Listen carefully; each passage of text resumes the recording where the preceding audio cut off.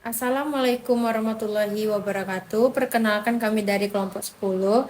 Di sini kami akan menjelaskan materi mata kuliah manajemen keuangan daerah, yaitu bab 11 yang berjudul Manajemen Kemitraan Pemerintah Daerah. Baiklah, sebelum menjelaskan materinya, di sini saya akan memperkenalkan terlebih dahulu anggota kelompok 10 dengan saya sendiri, yaitu perkenalkan, nama saya Nadia Sani dengan nomor BP 230302. Selanjutnya ada Aulia Trinov dengan BP 230281. Lalu ada Kaira Mutiara Lisi dengan BP 230296. Dan yang terakhir ada Monica Trisna dengan nomor BP 230569. Baiklah, di sini saya akan menjelaskan materi pertama, yaitu pengertian dan manfaat kemitraan. Pada slide ini dijelaskan bahwa kemitraan adalah bentuk kerjasama yang dilakukan berdasarkan keputusan bersama dan diatur oleh undang-undang. Tujuan dari kemitraan ini adalah untuk meningkatkan sinergi antar pihak serta menghindari konflik kepentingan. Kemitraan dapat dilakukan antara pemerintah dengan pihak swasta atau dengan lembaga pemerintahan lainnya, seperti dalam konsep public-private partnership. Lalu, kemitraan memiliki banyak manfaat bagi daerah. Di antaranya dapat menghemat anggaran APBD, meningkatkan pendapatan daerah, meningkatkan kualitas pelayanan kepada masyarakat, mempercepat pembangunan daerah, serta mendorong pertumbuhan sektor swasta dan perekonomian daerah secara keseluruhan.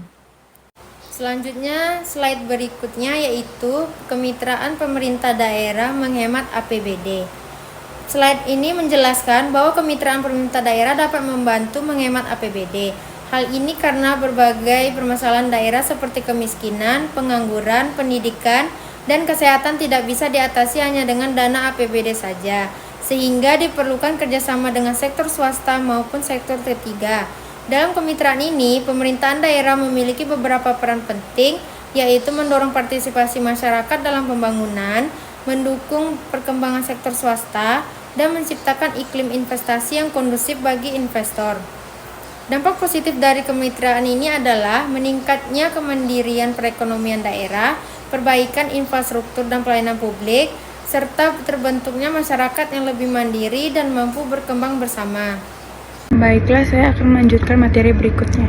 Kemitraan pemerintah swasta merupakan kerjasama antara pemerintah dan swasta untuk meningkatkan pelayanan publik yang efektif, efisien, dan bernilai guna. Bentuk KPS dapat dibedakan berdasarkan pembagian risiko, kebutuhan tenaga ahli, serta sistem pembayaran. Model kemitraan yang dapat diterapkan meliputi servis kontak, manajemen kontak, list kontak, BOT, dan BOOT. Pemilihan model dipengaruhi oleh aturan hukum, struktur pasar, kualitas, dan efisiensi layanan serta faktor politik.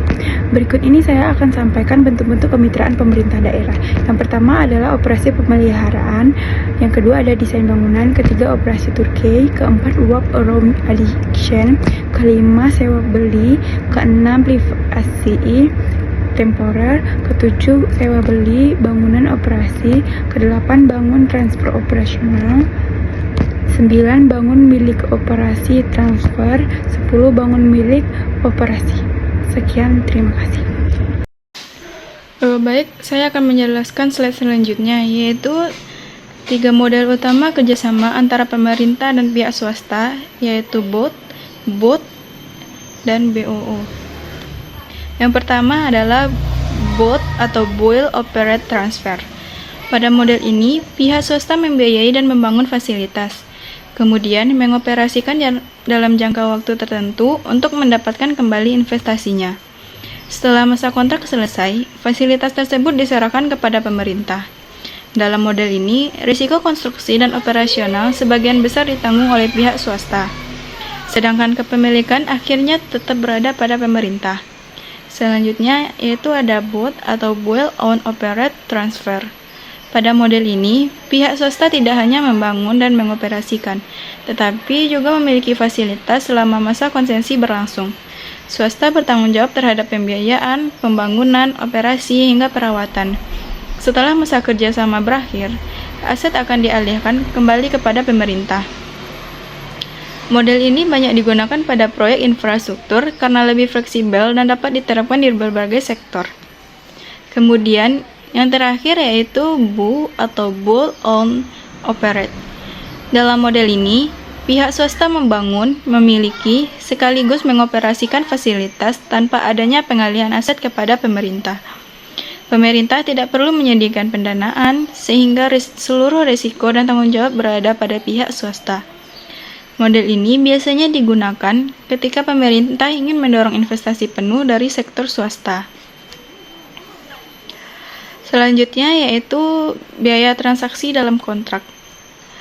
Pada slide ini menjelaskan faktor-faktor yang mempengaruhi biaya transaksi dalam suatu kontrak kerjasama. Faktor pertamanya yaitu kompleksitas transaksi. Semakin rumit suatu proyek atau kerjasama, maka biaya transaksi yang dibutuhkan juga semakin besar. Karena memerlukan pengawasan, koordinasi, dan pengaturan yang lebih detail. Faktor kedua yaitu jangka kontrak. Kontrak jangka panjang biasanya membutuhkan biaya lebih tinggi dibanding kontrak jangka pendek, karena adanya ketidakpastian kondisi di masa depan serta kebutuhan penyesuaian kontrak. Faktor ketiga adalah jumlah penyedia. Jika jumlah penyedia sedikit, maka potensi terjadinya kolusi atau monopoli akan lebih besar sehingga biaya transaksi bisa meningkat. Persaingan yang rendah membuat proses pengadaan menjadi kurang efisien. Faktor terakhir yaitu asimetri informasi. Kondisi ini terjadi ketika salah satu pihak memiliki informasi lebih dibanding pihak lainnya, misalnya mengenai harga pasar atau kondisi proyek. Hal tersebut dapat menyebabkan biaya kontrak menjadi lebih tinggi, terutama pada kontrak jangka panjang. Karena itulah, apabila hanya ada satu penyedia atau terjadi monopoli, maka model pengkontrakan menjadi kurang efektif dan dapat merugikan pihak pemerintah maupun masyarakat. Baik, sekian dari saya. Selanjutnya akan dilanjutkan oleh rekan saya. Selanjutnya yaitu potensi keuntungan dan kerugian kemitraan pemerintah daerah. Dari sisi keuntungan, kemitraan ini dapat membantu pemerintah melakukan penghematan biaya atau cost savings. Selain itu, risiko juga dapat dibagi bersama mitra, sehingga beban pemerintah tidak sepenuhnya ditanggung sendiri. Kemitraan juga dapat meningkatkan kualitas dan tingkat pelayanan pada masyarakat karena adanya dukungan teknologi, manajemen, dan sumber daya dari pihak swasta. Efisiensi anggaran pemerintah daerah juga bisa meningkatkan karena pengelolaan menjadi lebih efektif. Tidak hanya itu, kerjasama ini juga berpotensi meningkatkan pendapatan daerah, mendorong pertumbuhan sektor swasta, dan akhirnya berdampak pada pertumbuhan ekonomi daerah secara keseluruhan.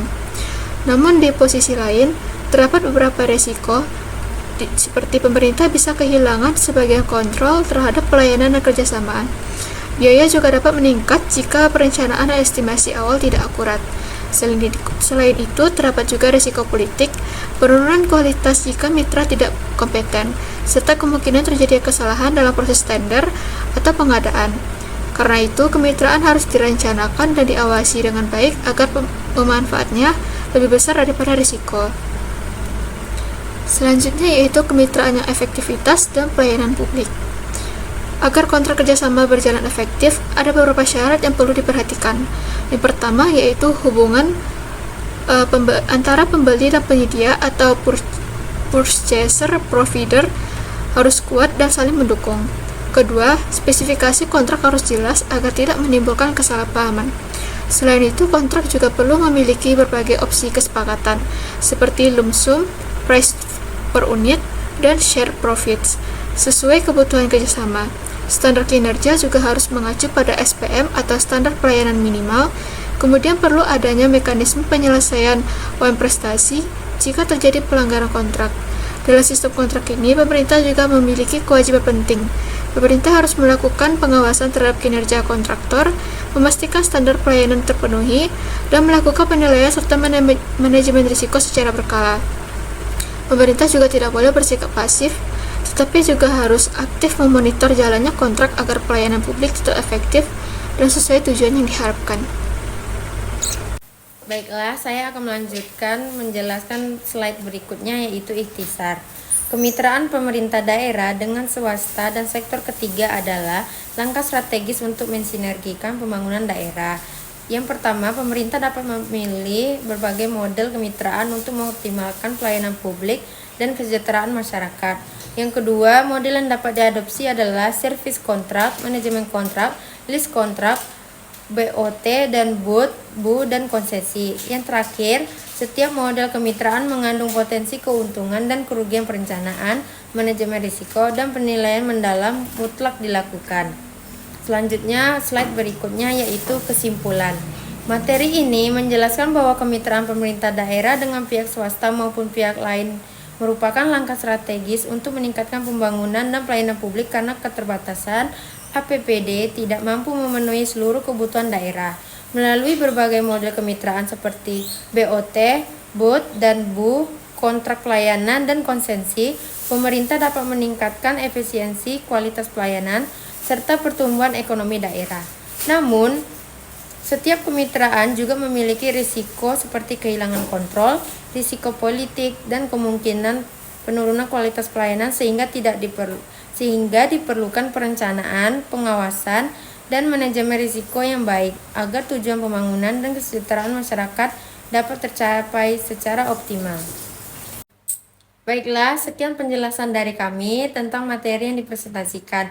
Kami mohon maaf apabila masih terdapat kekurangan dalam penyampaian dan isi materi.